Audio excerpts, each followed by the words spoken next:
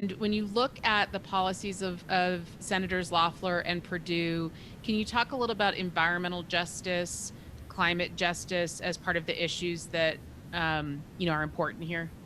They have been awful. We have really got to recognize that the problem that we have in this country is not just around Trump. There's this notion of, oh, if we can just get Trump. Trump was just a part of the tip of the iceberg. What we have seen is we've seen a Republican Congress that has been in deep denial, not even denial. It's far more intentional and malicious that they have put profit over people, and they're literally destroying. They've rolled back all of these environmental measures to try to destroy, to unravel the EPA, to really be able to make fracking, like to expand fracking, to expand a leadership that is not reflective of taking care of people. Because when you don't take care of the environment, you're not interested in taking care of people, because none of us can survive without air. None of us can survive without clean water. None of us can survive without literally having access to healthy communities. And so what we're seeing is Loeffler and Perdue have both aligned themselves with larger corporations. They've aligned themselves with the oil industry.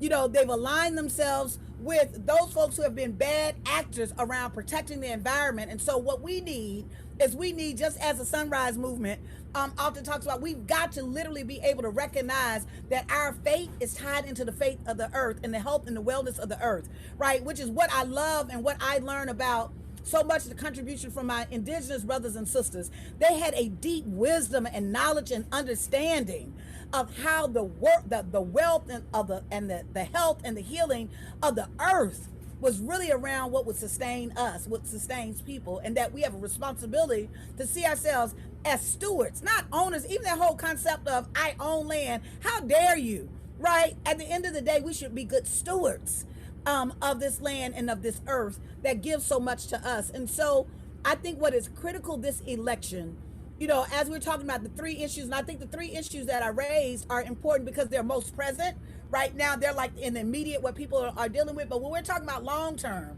folks know that there is a problem, that what is happening in the environment. Folks know that climate change is real, right? They're, even from the weather patterns to how they're really feeling in their communities. I mean, farmers, my grandfather had this sense of, literally, I promise you, he and my grandmother, he could put his finger up and say it's gonna rain today, right? Or my grandmother would always say that her body, she would have an ache in her knee or something, and she was like, yep, it's gonna rain. And I was like, how would she know that? And I didn't believe it, but it would come true every time, right?